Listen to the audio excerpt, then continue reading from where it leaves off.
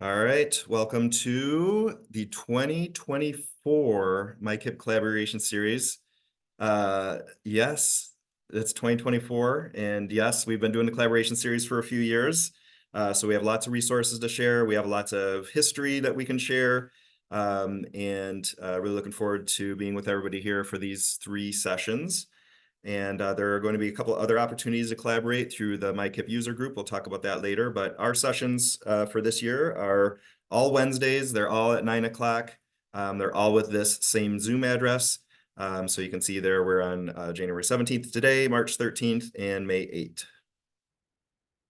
And just to introduce our facilitators for today, I'm Dave Hunt, and I work at the Muskegon Area ISD. I'm the Continuous Improvement and State and Federal Programs Consultant here at the ISD. And I think I can say this for all of us. This is our third, let's see, we did it in 21 was the first year, 21, 22, 23. Oh, I guess that would make it the 4th year. I'm not a math major. Yeah, 4th year of running the MICIP Collaboration Series. So excited to be here today. Hilda. Good morning, everybody. Southeast Michigan, Dearborn Public Schools, and we are also closed today for cold temps. So you guys got the snow, we got the freezing 20 below wind chill over here. Excited to be here. I am the Director of Curriculum and Instruction with the Dearborn Public Schools, and so grateful from the learning that happens from this group and from working with my colleagues here, Dave, Mike, and Frank. So enjoy today, ask lots of questions, and you're in for a treat. All Hi, right. everybody. Frank Holes with the Department of Education. I work in Office of Educational Supports. I'm a regional consultant, and I support all of the districts down in Kalamazoo, Calhoun, Branch, and Hillsdale counties. And unlike many others, we are always open and always ready to help support everybody across the state, whether you have snow or no. Mike? Hey, good morning, everybody. Thanks for joining us. And it's hard to believe that, yes, we've been at this for 4 years, even with the tail end of COVID.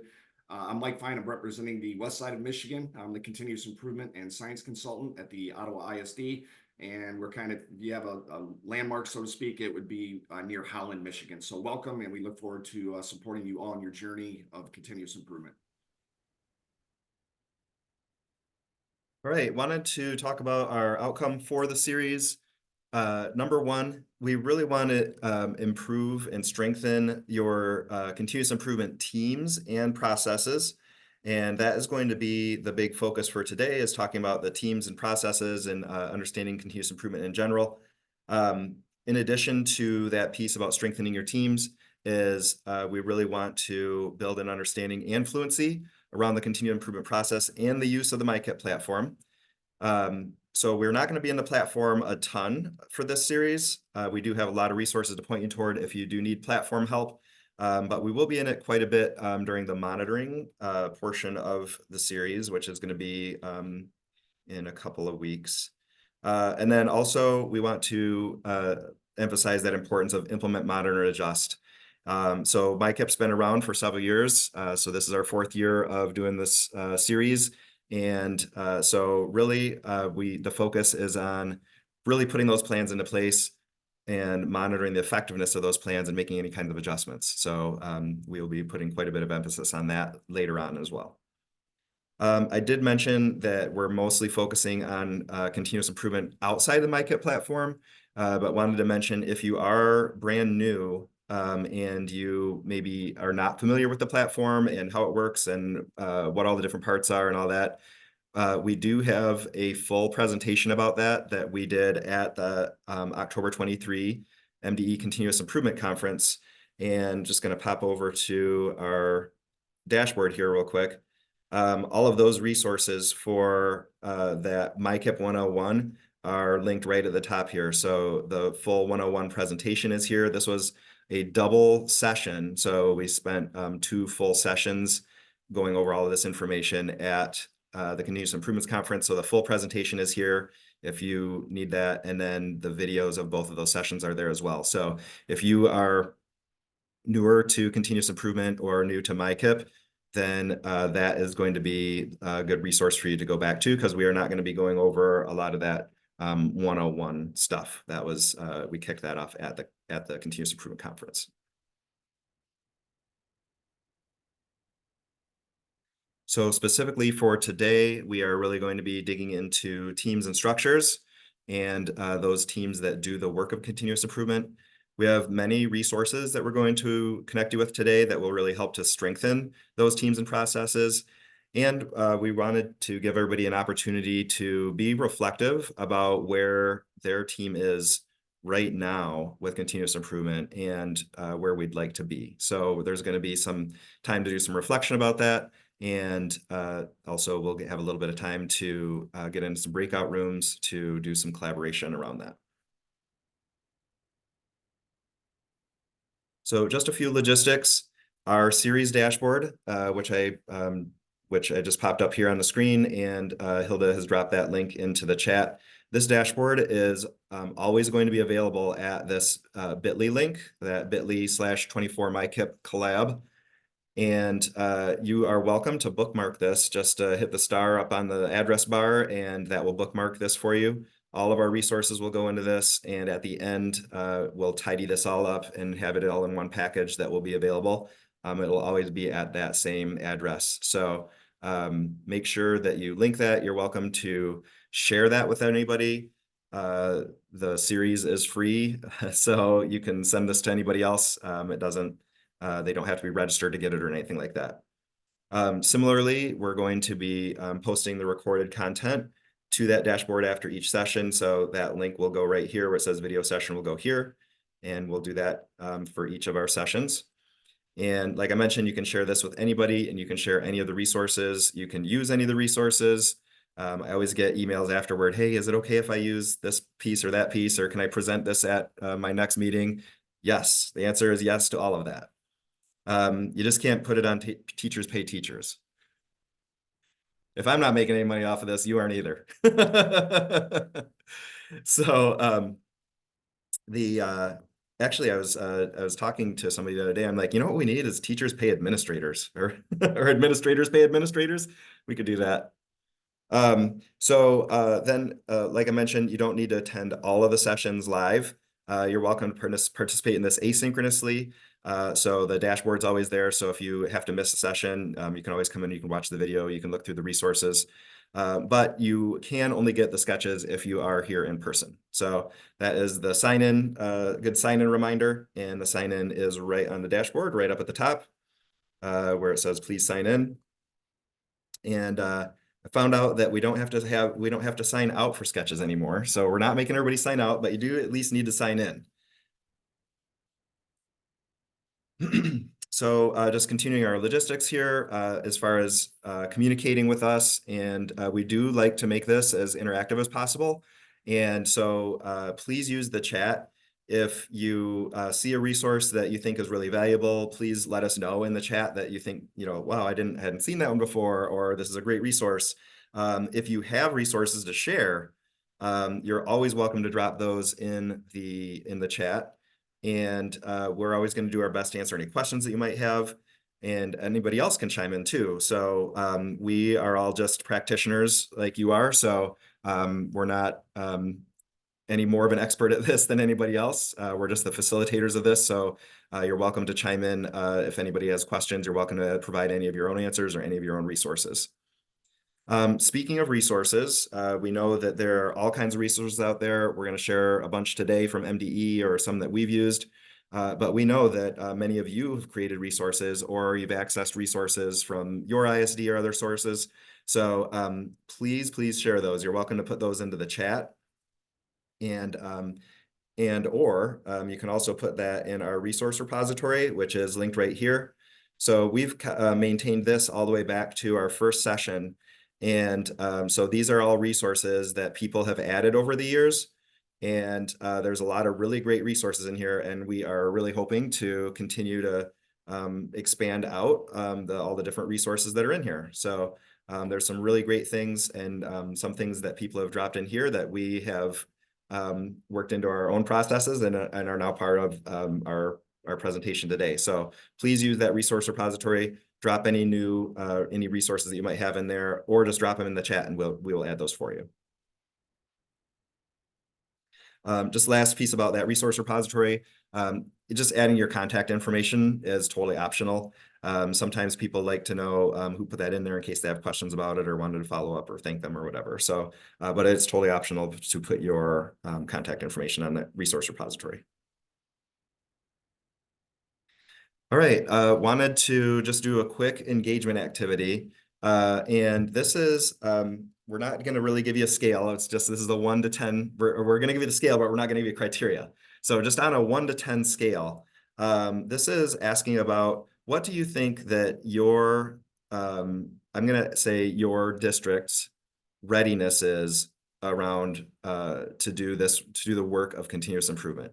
So we're going to get into some details about what that is and what it means, and we'll do this again later with some actual criteria. But for right now, just on a 1 to 10 scale, what do you think that your district or your organization's readiness? I know we have some ISD folks here. Just drop that right into chat, and on a 1 to 10 scale, what do you think our readiness is right now?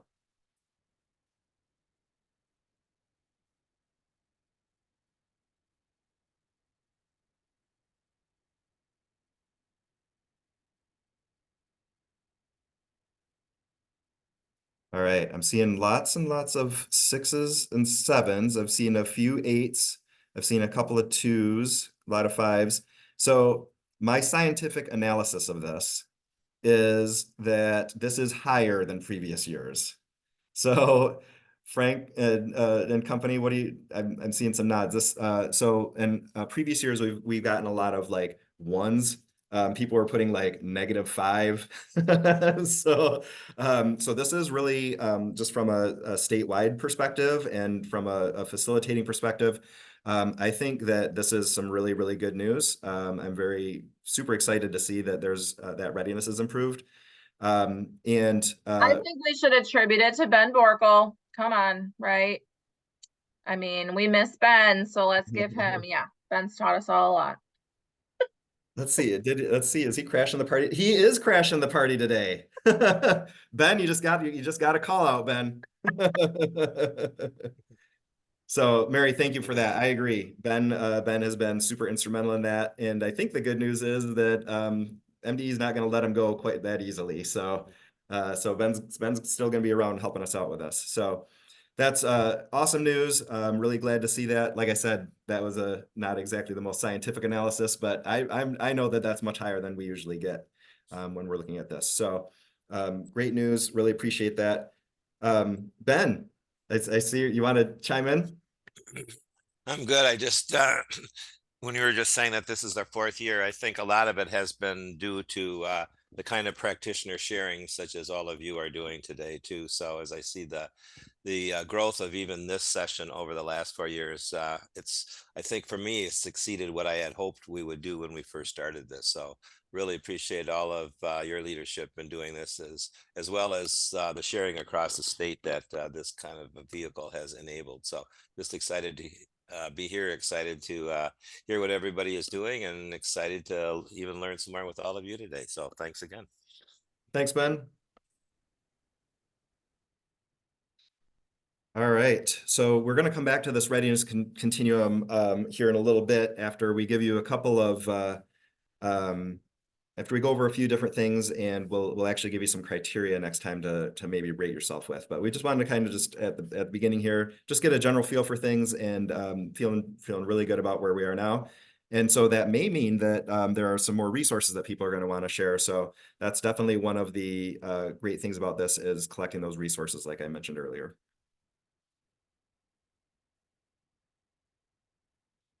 All right, so we are going to start off and just kind of get into just maybe forming a common understanding around continuous improvement, the different pieces that make that up.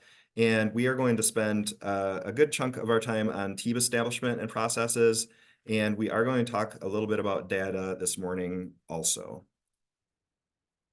So just getting into continuous improvement. I wanted to start off with this figure, which comes from the National Implementation Resource Network, NIRN. And what they define continuous improvement, or the purpose of continuous improvement, is really to give districts and schools the tools to attain socially significant outcomes. And this whole idea about socially significant outcomes, I think, is very important. And it's really, if you think about it, without trying to sound too dramatic, it's that we really changed somebody's life, or we really changed the direction of this organization. That is what we're really thinking about when we think about socially significant outcomes. And there's some math that shows what a socially significant outcome is. But I think for our purposes, it really means that we really changed the trajectory, whether if that was for a school or for a district or for a group of students or for an individual. It really means that you change that trajectory. And in order to do that, you really need three things. And the first one is effective practice. That means that we are putting really good things in place. That might be, a really good program. We might be installing a really good system. We might be, putting a really good position into place. But we really need that effective practice. And then the effective implementation is that piece that is so important of making sure that we're doing it right. Did we provide the professional learning for it? Did we start off by asking people what they needed and doing an inventory analysis and making sure that we had the capacity to put that into place? Did we give people the time to do the work? The effective implementation is so important. And that last piece is enabling context. Did we dedicate the resources to it? Is this something that the administration is committed to? Is it something that the teachers have committed to and they're not going to fight back against? Did we establish time frames for people to work on this? So all three of those things are very important, be able to get those socially significant outcomes. And so one of the things that you'll hear us talk about quite a bit is trying to not put everything in the kitchen sink into your plan. Because if you want to have those socially significant outcomes, if you are going to need to put the work in all three of these areas, and it is very hard and time consuming, and it takes a lot of organizational dedication to be able to put all three of these things in place. And if you have lots and lots and lots and lots of things in your plan, there's a very low chance that you're going to be able to give attention to all three of these things for every one of those things in your plan. So we often advocate for trying to write a slimmer plan with fewer goals and strategies. Everybody's context is, of course, different and have different capacities, but whenever you put something new into the plan, think about, am I going to really be able to do all these things? Am I really going to be able to put that effective practice into place? Are we going to be able to implement it really well? And did we have that organizational and systems awareness to really make an enabling context for this to be successful? The last thing that I'll just mention about this is that, as you can see, this is a multiplication problem. So if in a multiplication, anything times 0 equals 0. So it doesn't mean that you won't have some sort of outcomes, but there's a very low likelihood of being able to get to socially significant outcomes if all of these three things are not in place. And Rachel just dropped a quote into chat. She says one of the favorite quotes from NERN is that the socially significant outcomes reflect the hopes and dreams of each community, which is dependent on each community. Exactly. So it's definitely a community-based piece. And I like that quote, Rachel. Thanks for putting that in there.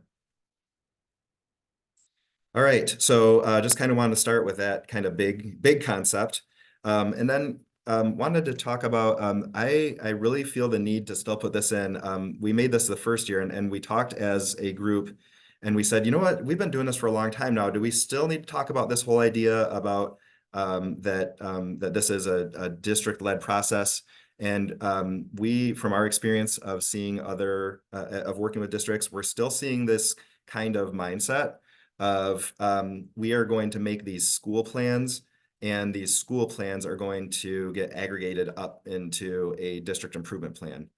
And so this is kind of, I put in here the old school improvement process. So if anybody that was around in the assist days, all the schools would make plans, and then somebody in central office would take all those school plans and they would just kind of mash them all together and make one district plan.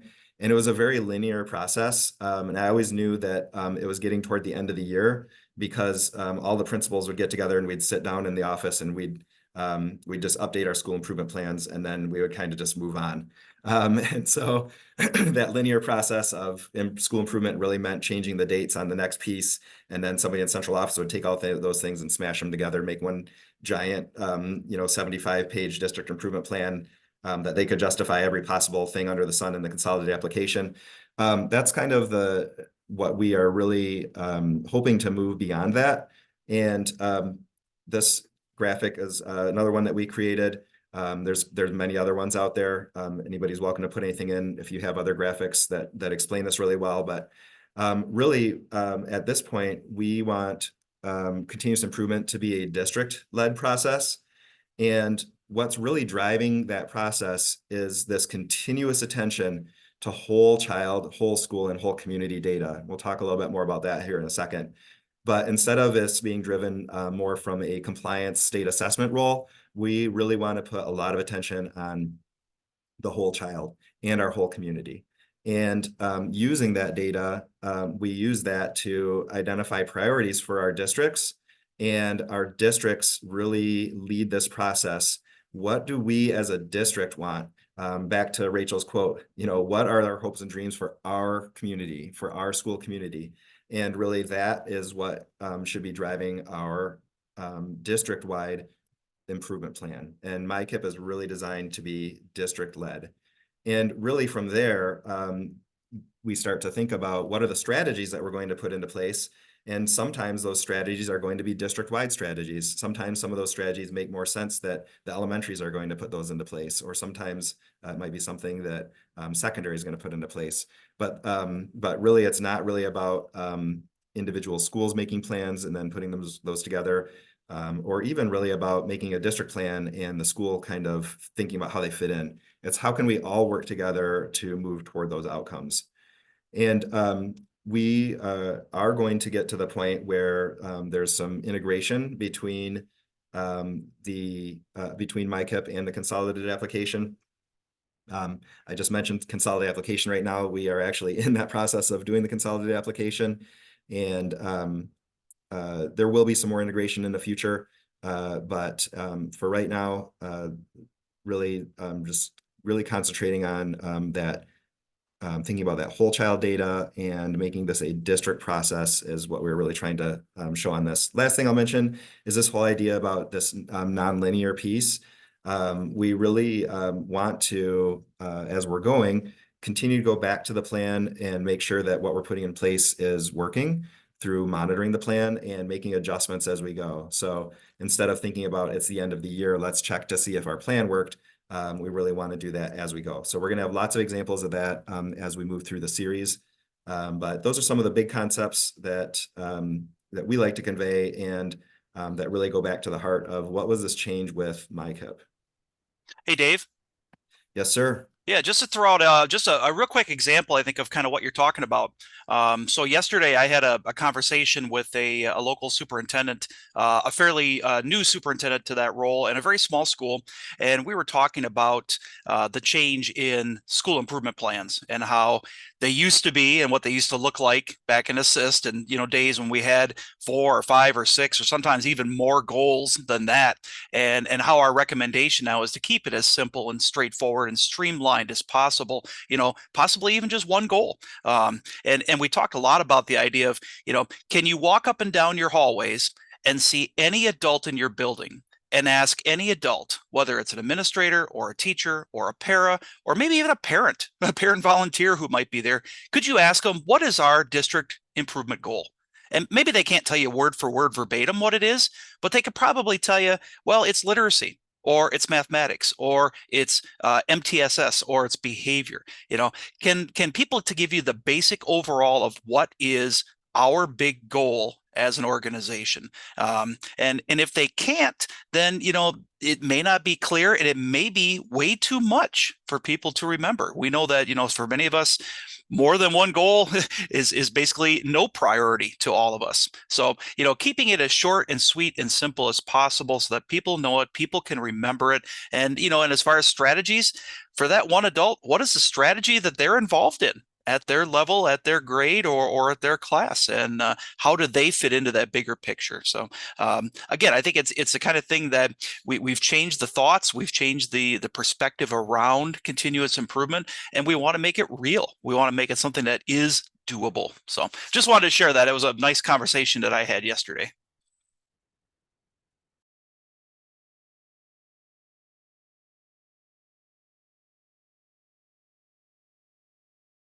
So to Ben's point, Ben dropped a chat in there saying to make sure that we're focusing on building systems rather than just focus on individual content areas.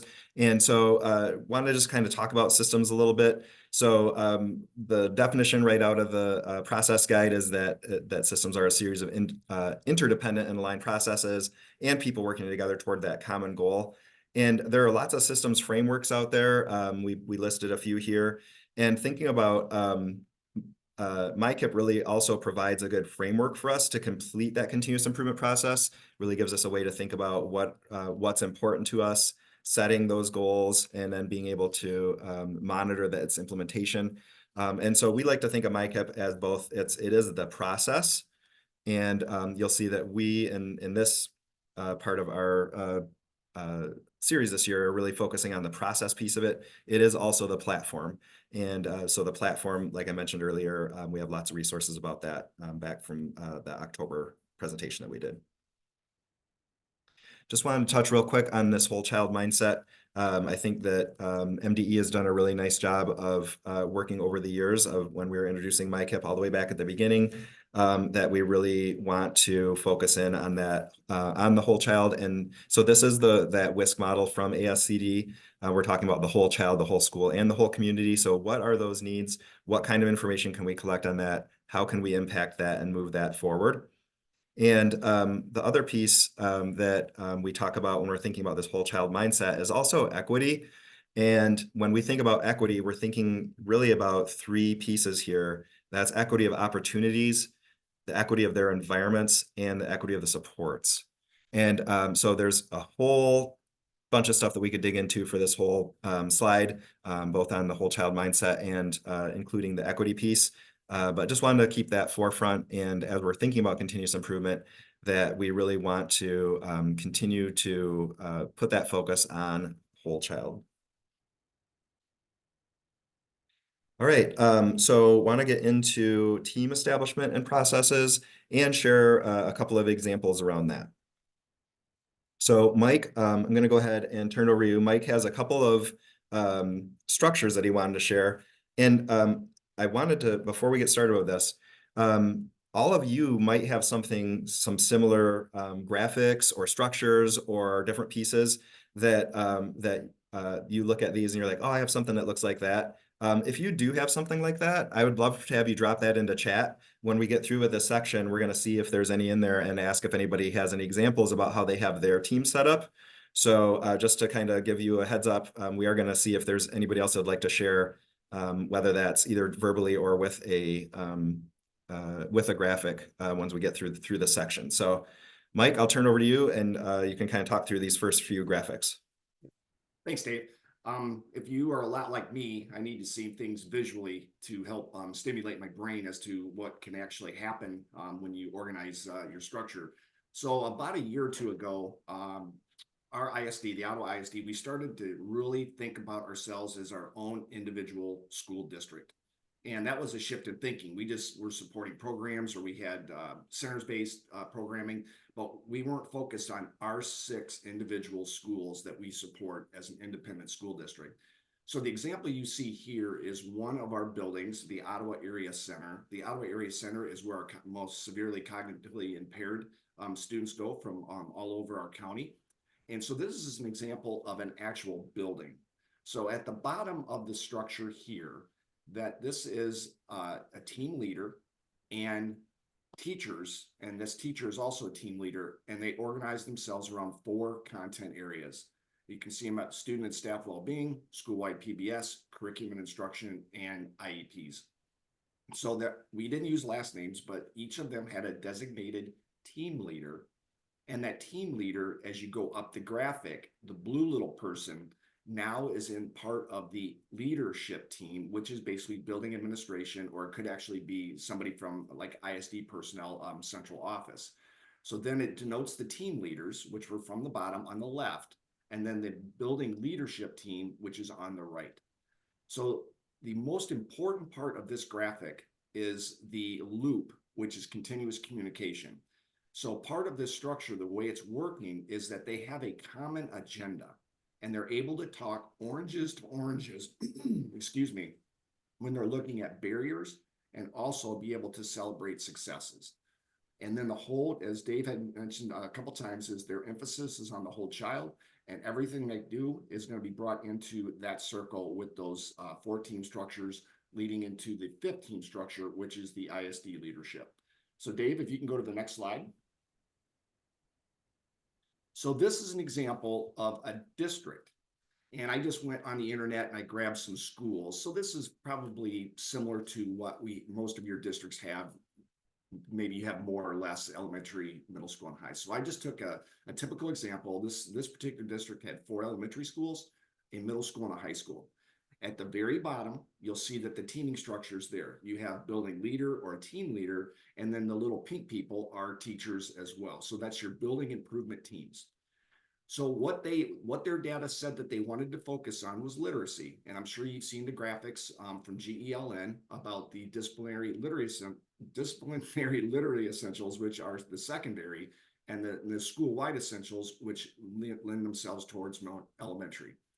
So if you look again, as the graphics go upward, you're going to see the little blue people and the pink people up there, where that becomes the district MICIP team. And then the yellow is central office personnel. Now, if your experience with the MICIP platform, if you have multiple people with access to the platform, it will override what the previous person put in there after they hit save. So you don't want everybody in the platform, but you want to have broad representation at the district level team, because you want to be able to remove barriers and to celebrate successes. And once again, that most important arrow that's there is the one in the circle under the MICIP process.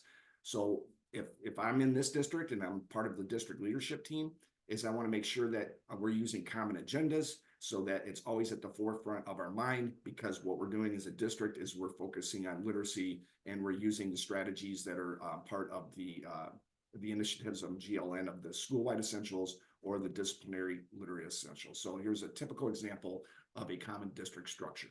So next slide, Dave. So here we have our ISD, and as I alluded to earlier, we have 6 programs, and the graphic going from left to right, if you go 4 over, that's the Ottawa Area Center. That's the one that I showed at the team structure at the building level. So these are the 6 programs that we want to focus on as our Ottawa ISD. So the same thing occurs. You have your school level team, and then you have representation from each of these buildings on our district MICIP team. Once again, we're using common agendas. We're talking the same talk with exactly what we want to have happen as a district. Now, the one little wrinkle here is that you notice that there's one additional graphic, and we're at the infancy at our Ottawa ISD about a regional MICIP team.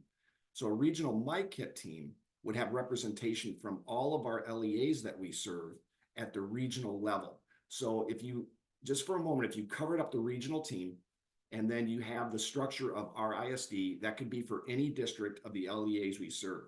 Then you add the regional MICIP team, and now we have representation from all of our LEAs at the regional level, so that we can remove barriers and celebrate successes throughout our county. Once again, the platform would not really involve the regional MICIP team. Access to the platform for this particular example is our own ISD. We have representation that has access to the platform and the tools in which we want to accomplish our goals circled around the whole child. So if anybody has any questions, I'd be glad to field them right now. It's not perfect, and membership in these teams comes and goes depending on what we need to have happen around our district goals. Thanks, Mike. Looks like you got a plug in the chat. Got a couple of folks saying that they really like those graphics. So, all right. Borrow and steal. Absolutely.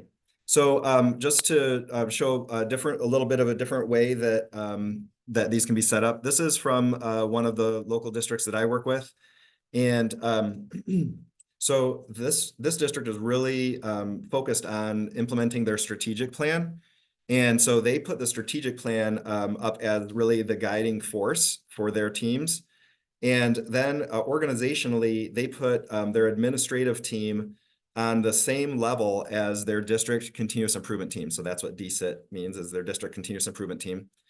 And so organizationally, they put that kind of on the same level, and you can see that there's a two-way communication between their district continuous improvement team and their administrative team. And then below that, this is a bit of a smaller district. They just have one building that houses their high school and middle school. Then they have an upper L and a lower L building. And so there are members from each of these buildings that are on that DCIT team. And you can see that the arrows are also at the administrative team. So the principal from each of those buildings is on that. And so the DCIT team, then the members from the DCIT team, which there's somebody from every one of the buildings on, is responsible for communicating and reporting results up back and forth between the building and the DCIT and administrative team. And then the members of their school leadership teams, so that's the SLT, are responsible to communicate to their individual departments or grade levels. So just another way to kind of look at this from what Mike showed, but the structure was just a little bit different, a little bit of a smaller district, and also the emphasis that they put on their strategic plan. This is from the same district, and this was kind of how they set up their meeting structures. So every month they have a district continuous improvement team meeting, and then after that meeting, each building holds their school leadership team, and so they are able to take what was agreed on at the DCIT meeting and work to put it in place at the school leadership team meeting. They also have a couple of other opportunities that they can work with their whole staff and communicate with their whole staff. They have monthly grade level and department meetings, and then they also have a monthly staff meeting. So what they're trying to show in this graphic is that the DCIT team makes the plan. The SLT contextualizes that for their building, and then they use these two opportunities to communicate with their staff about that, and either whether that's communicate with them or gather data from them. And then down at the bottom, you can see that we're constantly implementing their MICIP plan, and that occasionally they do some sort of progress monitoring to make sure that they are kind of moving in the right direction. So these two charts kind of go together, and it just shows how this district sets up their meeting structure. So at this time, we are wondering if, if anybody has any similar types of graphs or charts or descriptions of how they set up their teams. We would love to have those. If you could just drop those into the chat if you're comfortable sharing those so other people can see how you have yours set up. Regardless if we're able to get any of those put in there, if maybe we could have a couple of volunteers that might just want to say how their teams are set up right now. It does not need to be perfect, just like Mike was saying. They're kind of in the middle of establishing that structure for their ISD. So no matter where you might be with that, would like to see if we have maybe 2 or 3 people that could share what does your structure look like right now at your district. And if anybody has any visuals, you're welcome to drop those into chat. So I'm just going to pause to see if we could get a couple of volunteers.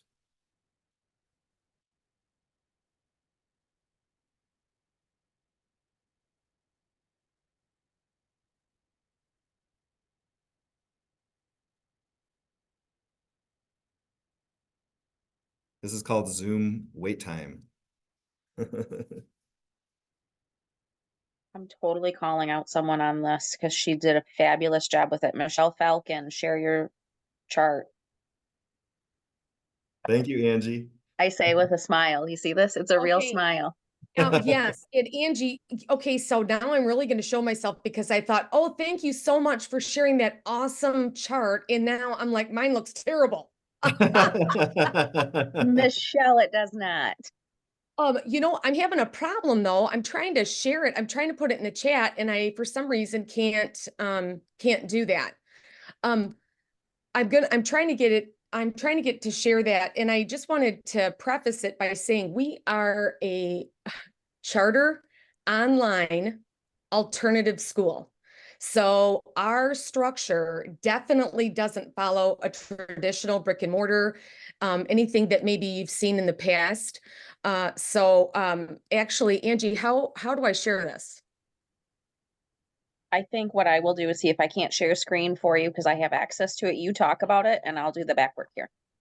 Okay, So, that sounds great. I Angie, do you appreciate want it. me to stop sharing my screen so you can share yours?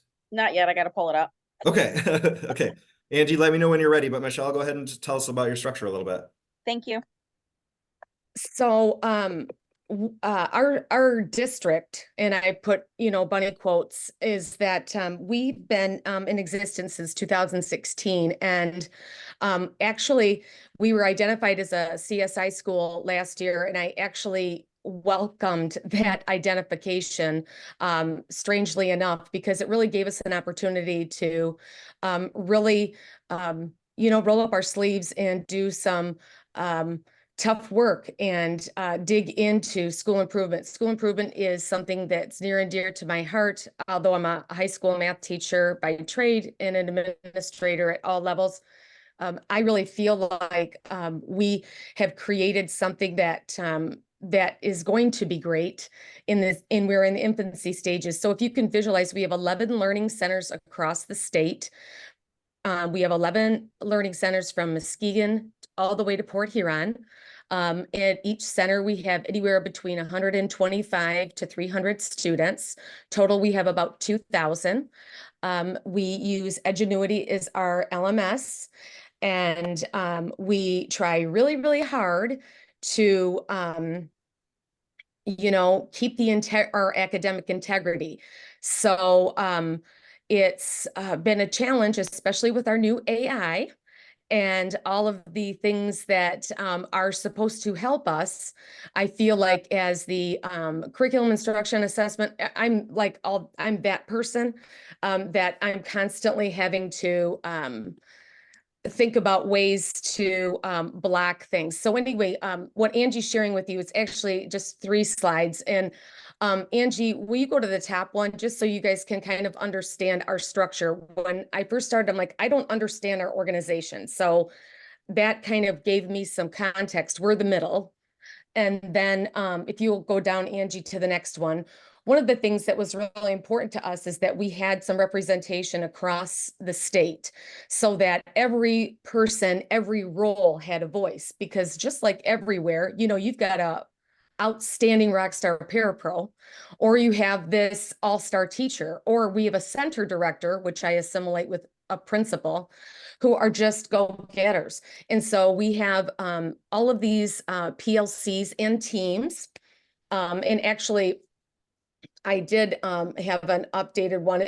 All it did was identified what the difference between a PLC and actually a team, because you'll see Mentoring Mondays is more of a professional development for those staff that are non-tenured, and also all of our support staff that just want some extra training. So that's really not a PLC, but what you'll see is we're very intentional to detail in terms of who's on the team and in which PLC, so that we can talk about our school improvement overarching. You're right, Dave, we have one strategy, and no offense, it is kind of driven by I'm probably going to sound negative, but the strategy bank that I don't feel is very good.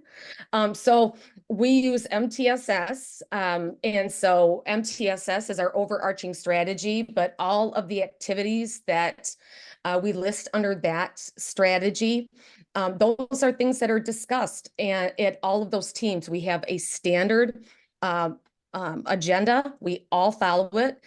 However, each PLC has created their own norms. And so we've really been intentional about that. I will say, and this is not the place for it, but I have to tell you this. I frequently go to Florida because I would love to live there, but my parents are elderly and they're here.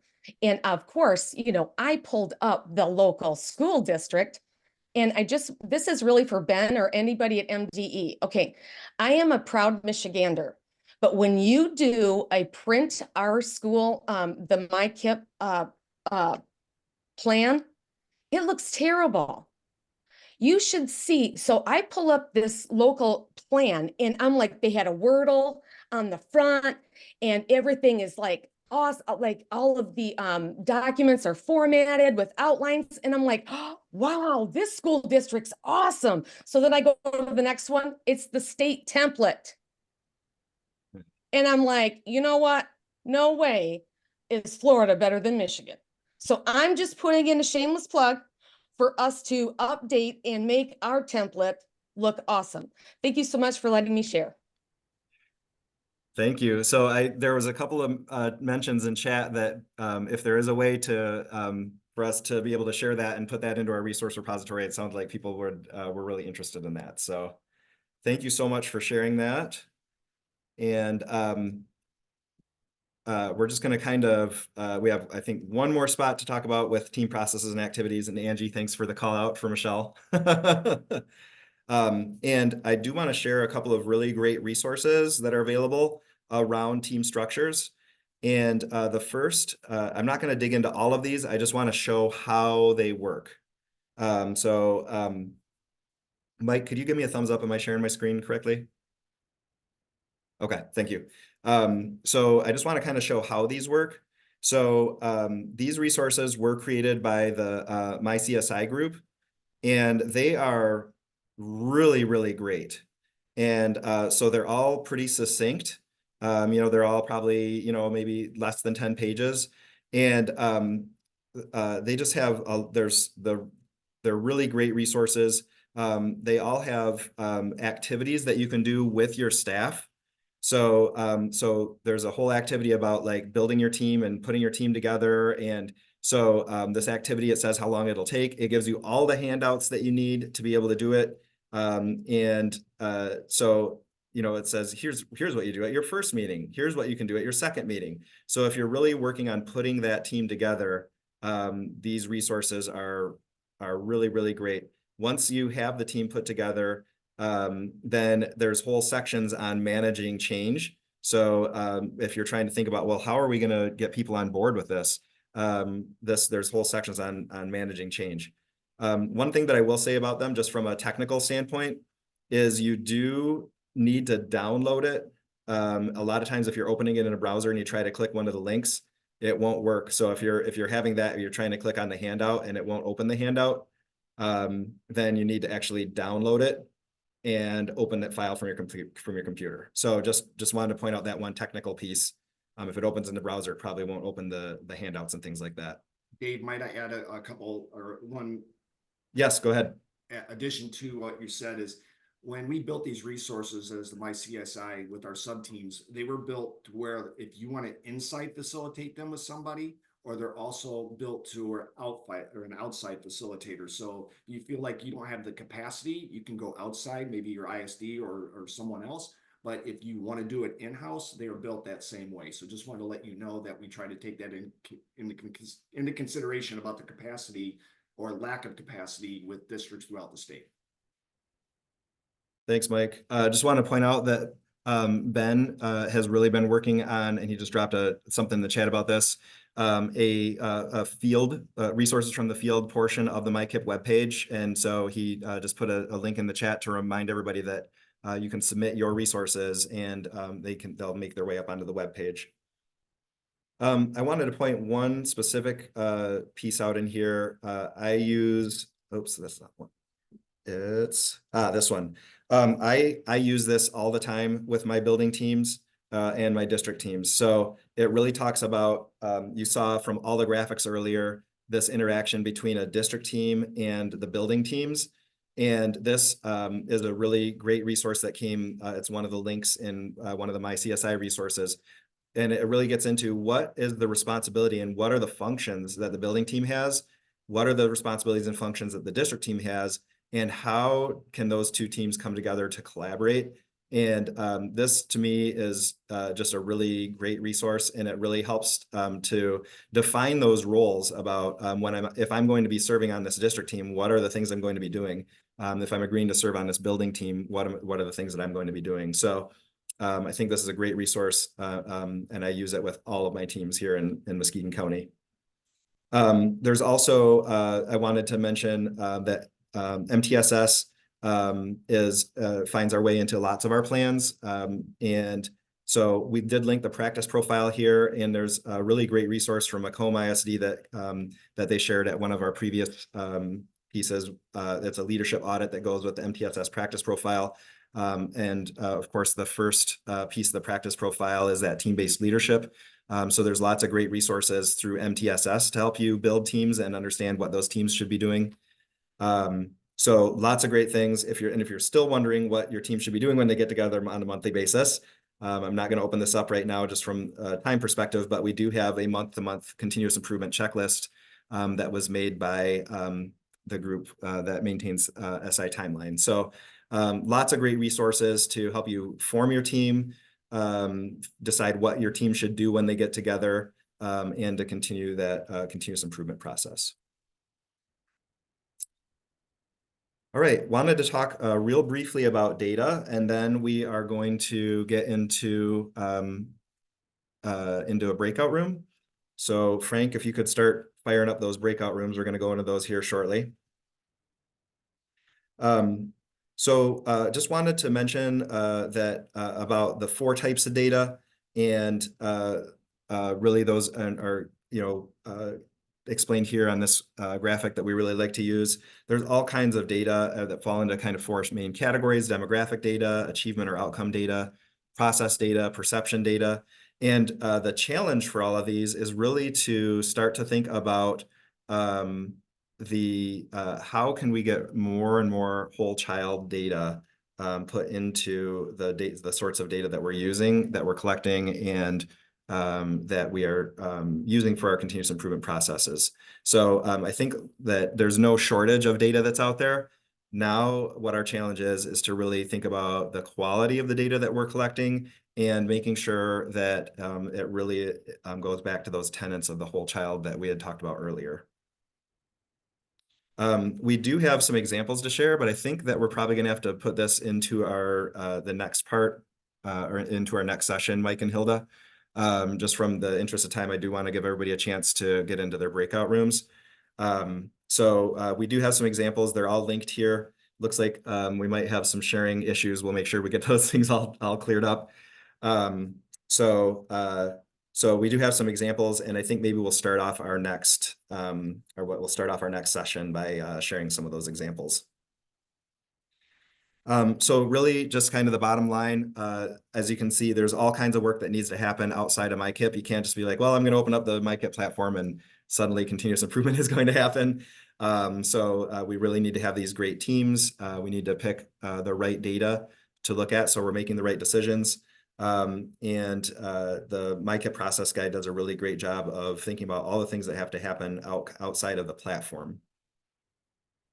So wanted to just do another quick spot here to give ourselves a rating. Your rating may be exactly the same. Maybe after hearing some of these things, maybe you're like, wow, we're more prepared than we thought we were. So we're going to give you a little bit of criteria now. So if you're kind of more on that 1, 2, 3 end, that's maybe if you have you're in a newer team, or there's been some change in leadership. Maybe you're still or have been working through more of a school-based process. Not a lot of participation in PD here for the last 4 years, and not really to engage in systems work. That would kind of put you on that 1, 2, 3 side. Where if you're up more on the 8, 9, 10 side, you have a really established team and leadership is really involved with that team. You've made that transition. You have district-based goals and strategies.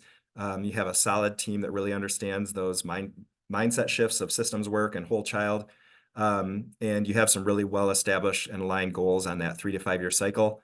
And you're doing lots of systems work. So we've given some criteria. So let's go ahead and have everybody just give another quick rating and see. And like I said, it might still be the same as when you started with, but with some criteria now, where would you put yourself?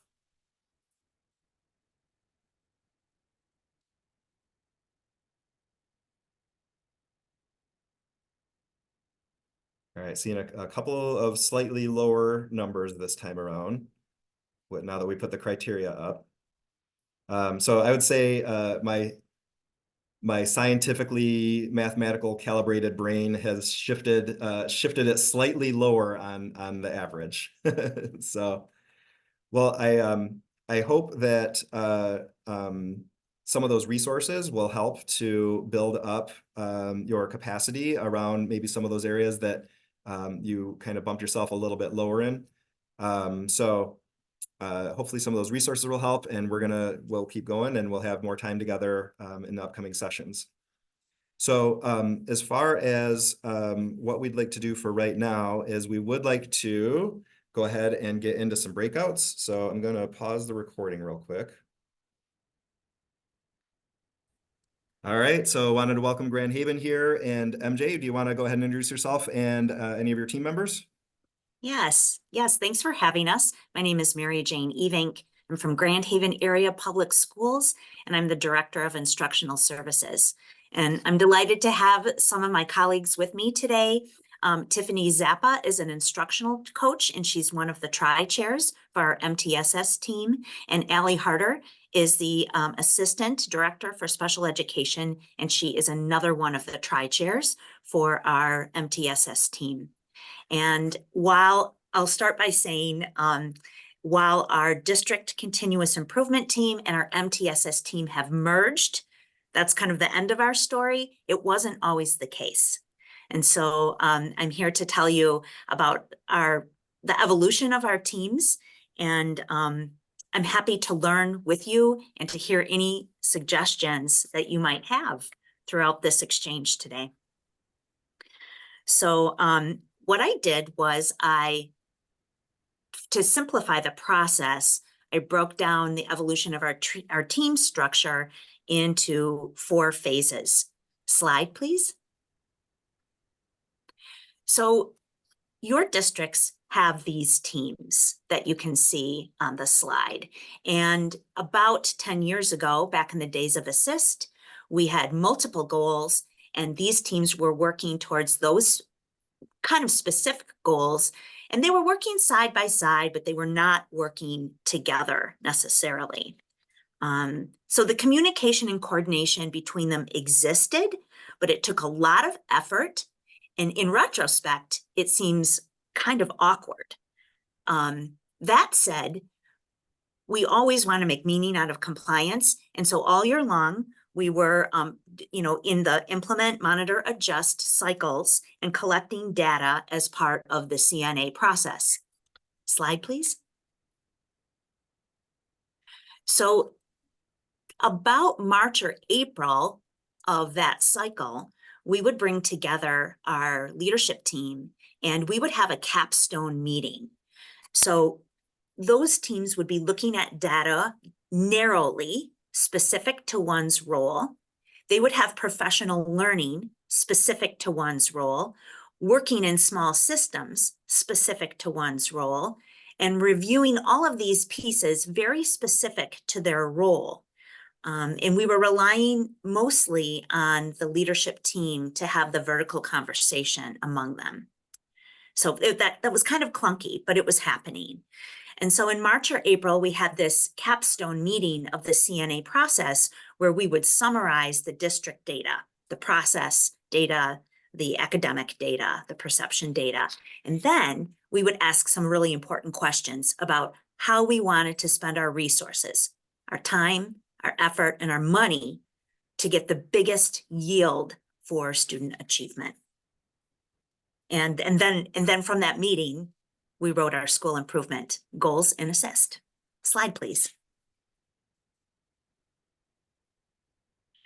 So we were fortunate enough to be part of a countywide bond where we were able to add some social workers. And this is important because that was a catalyst to start changing the way our team structures happened. So we added quite a few social workers to our district. And when that happened, we realized that we had to improve our communication and our systems around behavior and academics as well.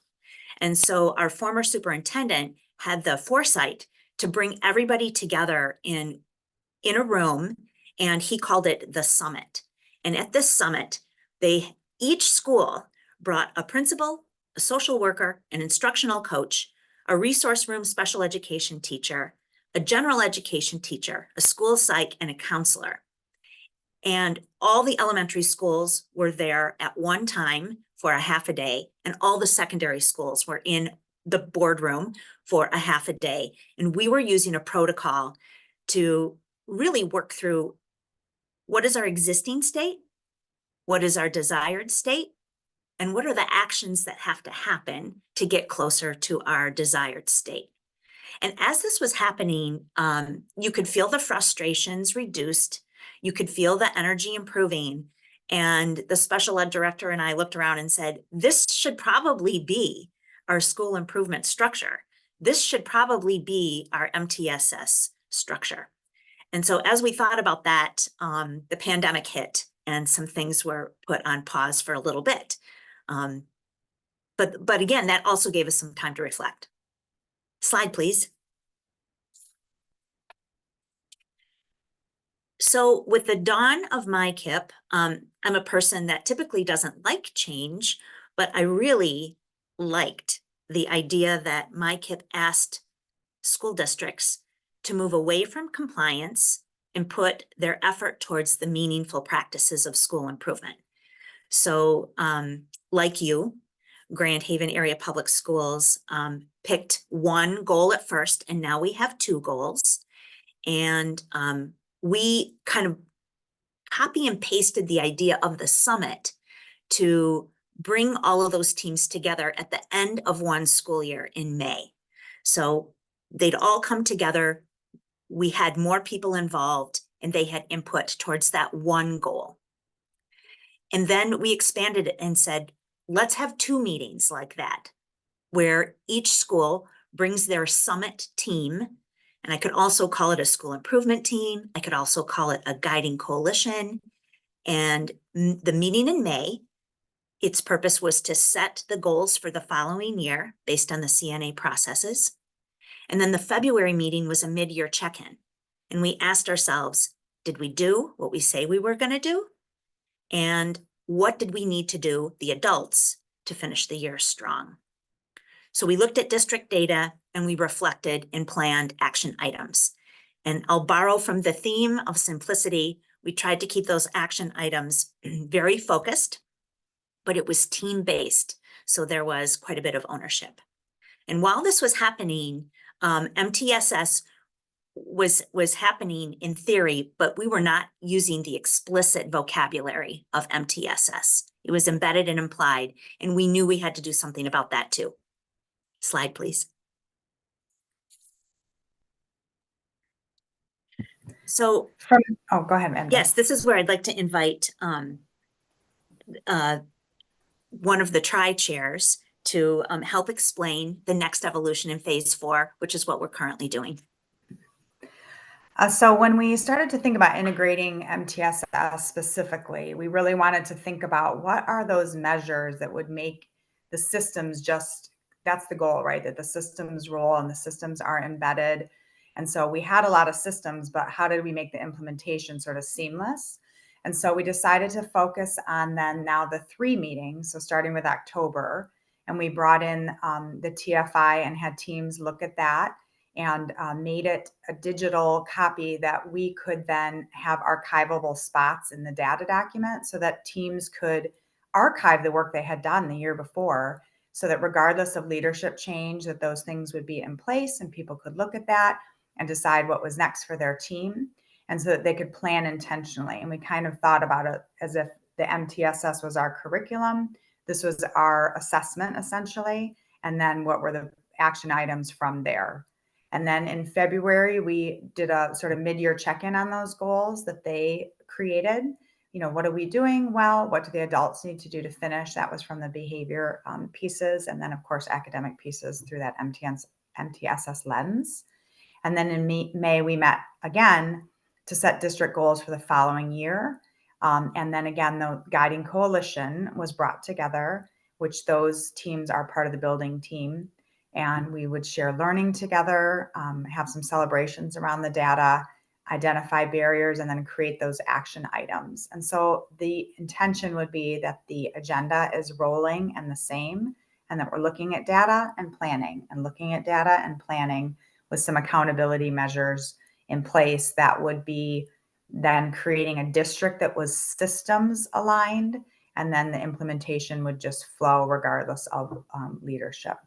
And it created some accountability there. Next slide, please. This is just an image of those working teams together. So the large team on that upper slide is the high school team. And it was really interesting and fun and creative to come around to the different teams. There's a lot of really great shared ideas. And from then the team sort of shared out. And so other buildings were able to take ideas from elementary buildings, secondary buildings, and gain some momentum in the work that they were trying to do. And as you can see from the number of people in the room, it's difficult to get all those folks together on the same day.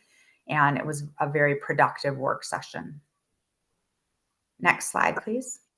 And if I'm just going to integrate this comment, Tiffany, this is learning on display. So the tide rises when everyone's working together. And so that is a benefit of bringing all of those school improvement teams together in one room to reflect and plan. Would you agree, Tiffany? Oh, yes. I think having a guiding document, in this instance, it happened to be the TFI, so that the teams could go through it. And there was a lot of shared learning just in looking through that document about what the expectations were for this work. And then it also made it very accessible because people could then take the scores that weren't the way they wanted them to and then create an action plan from it. So it didn't feel so overwhelming because they were able to say, oh, here's an area we need to get better at. Let's add that to the action item and then prioritize.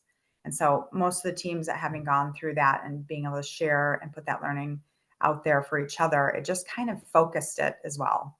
I think that was an important part of the process. Go ahead to the next slide, please. Thank you. All right, so within our MTSS DCIT teams, we have our core group, which is our steering committee. And that is made up of our tri-chairs, including our special ed director and our curriculum director. And what we do is we come together and we meet prior to our district-wide teaming and the entire DCIT meeting. So we plan for those. We do some shared learning during that time. We kind of gather information from, our people in the district that support our teams and things like that, and try to use that momentum that we started at the beginning of the year, or ended the year with, to move us through these meetings. So within that steering committee, we first plan for our district meeting. Our district team is made up of 25 educators with various roles. So we have social workers, we have principals, we have behavior coaches, we have speech pathologists. We have every discipline we have every discipline part of that team, as well as every building represented, which is really neat because everybody has a different perspective on how things are going, or different ideas. And it's really great to have all of those people in one room learning together. So within that,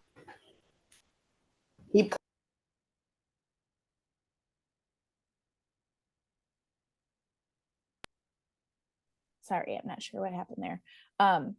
So we do some shared learning together. We plan together. We ask for input. We use some protocols. We get the teams thinking about different things in regards to MTSS. Specifically this year, we're really focusing on that tier 1 PBIS. So we've been doing a lot of shared learning and going over why that tier 1 is so important. And then within that district team, they give us feedback to help us plan for the DCIT meetings. MJ, anything you want to add to that? No, you did a great job. Okay, next slide, please. As being one of the tri-chairs, we really stay connected with the OAISD. Tiffany is kind of a representative for that. Her and MJ, they attend a lot of those meetings and bring a lot of that information back to our team to kind of guide our planning. One thing that was really awesome that we did this year, we did these building level fidelity checks. So as a tri-chair team and I should say, as a steering committee, we split our district into teams of two. So 2 of us went to each building in our district to meet with their building team to say, like, how is it going? What are your barriers? What are your successes? What can we better support you with? And that was really powerful. We heard about all the great things that all the buildings are doing, but they also brought up some great points of where their barriers are, which we're using to guide what's next, right? How do we support them? How do we do some more shared learning about that? How do we get them in connected with other buildings that maybe have a strength in that area? So that's been really powerful. We're wrapping those up between December and January, which again is guiding our next meeting, which is happening at the end of January. It also gives us that pulse on the systems, what's working, what's not working. And it's helping everybody become more of an expert in that MTSS process, not only the steering committee, but also the buildings themselves. You know, we have people all over. We have fresh teachers, we have experienced teachers, we have fresh social workers, fresh itinerant staff, and then very much veterans. And so figuring out where they are in that MTSS process and just helping build their capacity has been really powerful. Another part that the tri-chairs focus on too is just what is our shared learning? So again, we're using all that data that we're getting from these meetings to figure out where are those holes or where are those gaps, and how can we bring that shared learning to the team to then bring that to their building. A lot of times we facilitate these meetings, we pose questions. It's really discussion based. It's not oh, this is how you're going to do it. It's how do we work together? What do we need? And how do we move forward?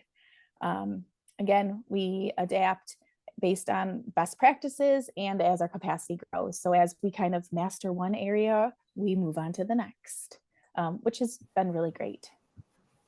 I wanted to add just really quick, Allie, that the building levels, I think with our coming around to them, in the breakout room, we had a conversation that principals in smaller districts often feel overwhelmed because they are the committee.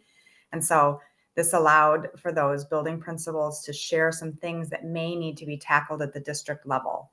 And so they have their building teams, we have our district team, and then common areas that were highlighted that may be waiting on district decisions or district funding or different things. I think they felt like they had a voice in expressing barriers that might have been even at a district level, and they were common. And so that felt, I think, good that they didn't feel alone in the process, that they have some people to lean on.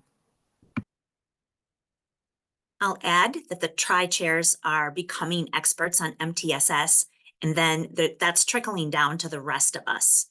And their ability to keep an intentional focus on the work that has to be done and the elements that need fidelity, it's transferring, and they're very good at posing questions and making people think. So they are the communication loop that keeps us connected, and that is a point of pride and an area of growth for us. Next slide. This is a very simple slide showing our new meeting rhythms. And I think I should point out, not on this in this table, is our leadership team meets monthly. And we have the good fortune of having early release on Wednesdays. So our collaborative teams meet weekly. And that's in addition to staff meetings also that happen monthly in every building. But on a district level, our leadership team bookends the CNA process with some really intentional agenda items in August and September, and then in May. And then you can see that our MTSS steering committee, that's our smallest group of leaders, meets about every other month. The district committee of about 25 people meets in between the really big district meetings. So the big district meetings are the MTSS and DCIT, and they meet fall, winter, and spring. And then we sprinkle in the other meetings to reflect and plan in between. Slide, please. MJ, there was just a quick clarification in the chat. Okay. Jamie had put, so district personnel run these meetings and each building has representation. Tiffany indicated that that's correct. I just wanted to see if you wanted to expand on that at all. Yes, so district leaders run their building meetings. And when they come to the big MTSS DCIT meeting, there is an ebb and flow. We meet whole group, small group, whole group. And when we're in the small group, the building leader facilitates those work sessions that we build time for. Did I answer the question? Yeah, I think it was the first part of the question was that district personnel kind of do that overall big meeting facilitation then? Yes. Okay. And it's mostly the tri-chairs. So, Allie has an administrative role, but Tiffany does not. And we'd like to have a general ed teacher on there as well. So they take this on because it's their passion, and we put them in that leadership position. Just one more chat right now is wondering about the sorts of things that are on the agendas and that happen at each of the at each of those meetings. And so I don't know if you want to address that right now, or if that's maybe a resource that we could add later. So because we needed a reboot with our tier 1 resources, I'm going to say 2/3 of our agenda was focused on our PBIS systems in the tiered fidelity inventory. And what are the non-negotiables that all schools have to have? I'm going to quote Tiffany. She, actually, Tiffany, can I have you say it? If you remind me what I said. Okay. Oh, yeah. So you said that you were talking about our strengths and weaknesses, and you were talking about implementation as one of our challenges. Yeah, we had a lot of people that I felt were compliant from a systems perspective. The systems existed. Everybody could say that they had that. Now we're specifically talking about PBIS as one arm of the MTSS. We really had to go there. We felt we had support around the academic pieces with our PLC work that we'd done, and the behaviors were spiking in a way that we knew we needed to kind of address this. So, we just said we've got the systems. Everyone can say there's a system in their building for tier 1, but to what extent is it being implemented, not only with fidelity, but with sustainability, and that the systems are compensatory so that if leadership were to change or somebody on the team wasn't there, that the systems just go. And that was our main ask of each building was, yes, you are saying there's a compliancy to the system, but how does it operate and how does it sustain if anything in the triangle changes, so to speak? And so that's what this year needed to highlight, was that we needed some non-negotiables that made the district align. Even if they wanted to have creativity in how they do that, that's a creative space for sure. But that we could not take our target off of the implementation non-negotiables. And so I'll go back to our agenda is structured around our 2 school improvement, district improvement goals. So one is academic, one is on school readiness, and then we have shared learning around those things. And then our agenda is going to begin to look, reflect the pattern of a DIT. So we're going to talk about the celebrations, we're going to talk about the barriers, and then we're going to talk about the action items that we need to do to address the barriers. So can I just say that, Tiffany, when you drew the triangle, I knew exactly which NERN active implementation driver you're referring to. I'm going to find that link and I'll put it in the chat. That's so funny. And I'll be honest, that was just a shared learning piece that we did, and to be clear, as people are asking these questions, I just want to be really clear. Each building in our district has an MTSS committee of sorts that integrates, you all know this, like behavior and academic, right? Then we have the district MTSS, which is that representative from every building, and that is led by Allie and myself, along with MJ and Cassidy. And then the larger includes the principal leadership, and they bring then their sort of MTSS team. So in some ways, it's a lot of building meetings that address building level concerns, as it should be. And then we like to take input from larger body throughout the district, and then we bring it. And the goal would be that we have that sort of rolling agenda and that DIT model that then every time we meet, this is just how we're doing business. My personal goal would be that that rolls down then to the building level. And so that each time those teams meet, it's a rolling agenda. Again, providing sustainability.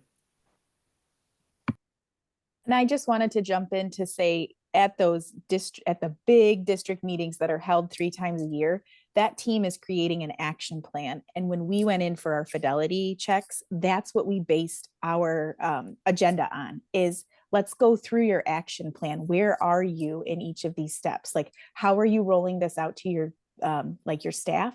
And then how are you rolling this out to your students? And where are you reteaching? So we really wanted to have that accountability piece and that reteaching piece, because we know that's important for everybody, to see how they are doing that as a building team.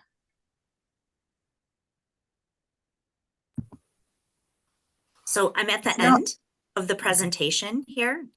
If Tiffany and Allie care to add anything, I did make a slide with the question protocols that we use when we get together at our big meetings. And I had a lot of help from the ISD and MICIP drawing from these questions. And these are the ones that we work through. What additional questions might we have for the Grand Haven team? You're welcome to put them in the chat, or you're welcome to unmute and just ask away.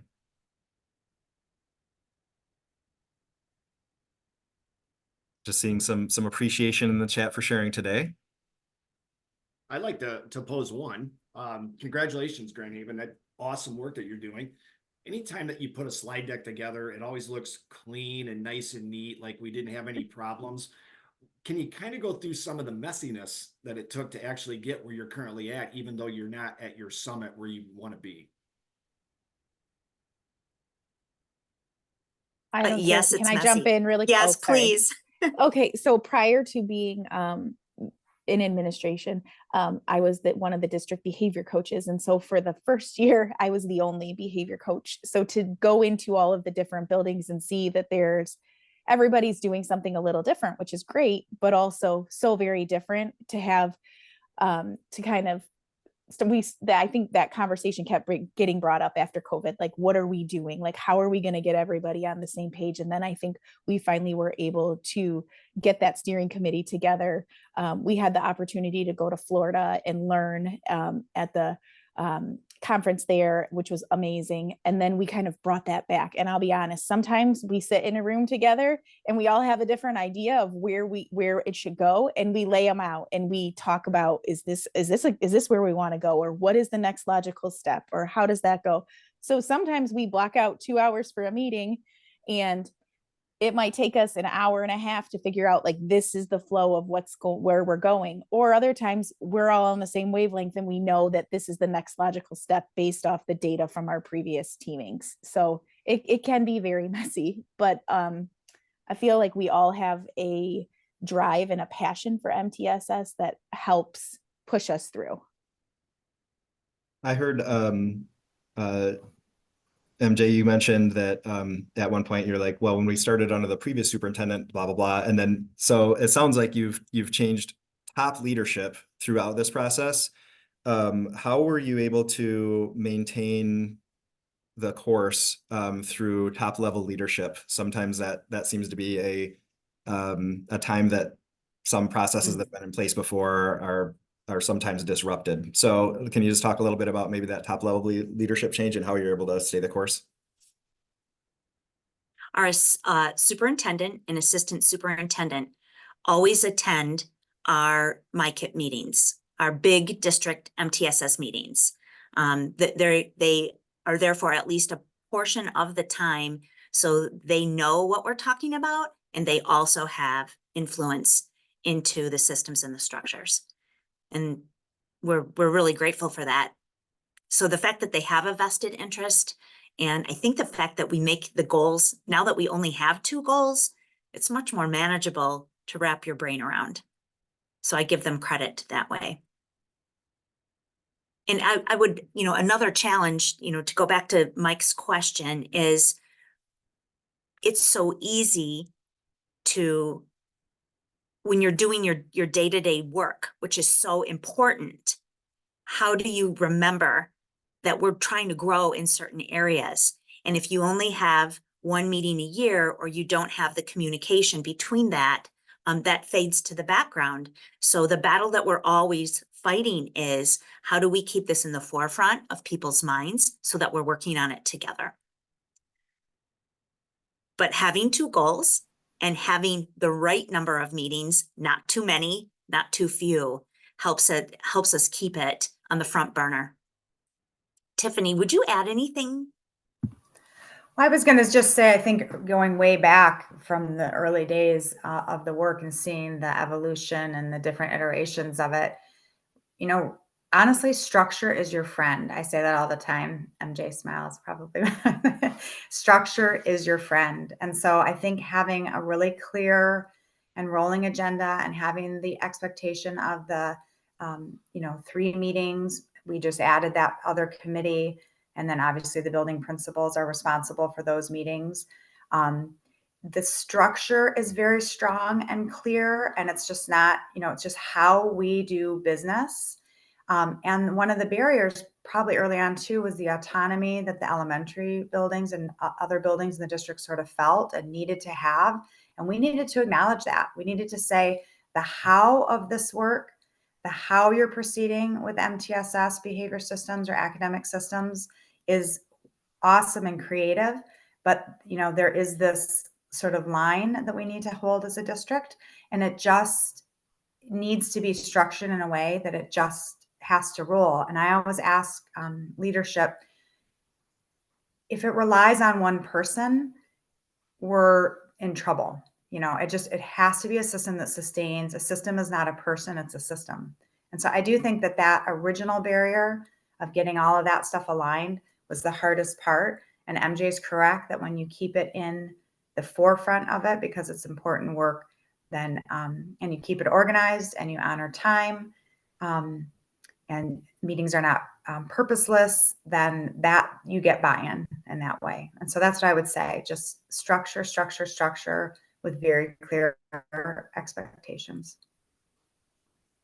So Tiffany, I think that we have a new side gig for you. It is a bumper sticker maker with Structure is Your Friend. You can sell it at the upcoming Continuous Improvement Conference. Just reach out to Ben Borkel about getting a booth. And so you should probably be all set after that. Well, I wanted just to share appreciation from the whole group. There was lots and lots of great comments in the chat, expressing appreciation for you being here today and for the structures that you've put into place. And lots of people asking about where they can get the presentation. It is linked in it's part of our whole big presentation, which is linked in the dashboard. If one of the team members could drop the dashboard in one more time, I'd appreciate it. So with that, we are going to wrap our meeting up. We have just a quick wrap-up activity for you to do. But one more Zoom round of applause for our presenters. Appreciate the 3 of you being here today. Let's see. Thank you for the opportunity. And their goals are in here. Goals are in here. So if you can go back and look in the presentation to take a look at those goals. So want to talk just a little bit about our next session, which is going to be on March 13th. Again, that's 9 to 11, same Zoom link, same time, same day, March 13th. And we will really be getting into implementation that day. And so we'll be digging into strategies, activities, implementation guides. And we will probably start with finishing up that data conversation that we weren't quite able to finish up today. And we are going to continue the conversation around MTSS implementation. Grand Haven Public Schools is going to be here as our special guest that day. So really looking forward to hearing from them as well. So that's what's going on for our next session. Just to keep the learning going, wanted to let everybody know that as we talked about, our collaboration series is always 9 to 11. There's also the MICIP user group, and that happens on alternate months. So we have a collaboration series, and then we have a user group, collaboration series, user group. So the user group is a little bit more open-ended. There will usually be a very quick piece of learning or sharing at the beginning. And then most of the time is spent in small groups with your colleagues learning across the state. So they're kind of different formats. and the user group is just 1 hour long. So it's just kind of a nice kind of mid check-in point where a timely piece of information is shared. And so all of the information for that, the Zoom link and dates and times and everything are all in our dashboard. Those are always published in the monthly continuous communication that's put out by MDE as well. And last item, if we could, just before everybody heads out, we do have, well, I guess it's not a Jamboard because Jamboard is going away, but I still call it a Jamboard. At the very bottom of our of the dashboard, there's a spot here that says feedback. If you could please click that, and in there is just a couple of Post-its. If you could just put maybe what is the top thing that you really feel like you want to take back to your district team or for your own personal consideration that you took away from today. So whether it was from our portion before our breakout rooms, something that you learned in the breakout room, something you learned from Grand Haven's presentation, but what was something that you really wanted, a main takeaway for you? I'd really like to see that everybody document something in there. And if you see something that's just like yours, you can always just drag a star on that. So if everybody could please take a minute to do that before you go, it's really helpful to this team for us to know what are the main things that people are taking away. It helps us kind of build out what we might want to focus on for our next meeting. So that does wrap the meeting up, but if you could please do that before you go, we would really appreciate it. And other than that, we will hang out here for about another 6 or 7 minutes. So if anybody has any specific things that they want to talk through or scenarios or anything else that they wanted to share, you're welcome to do so. And other than that, we will see you in March or February if you come into the user group.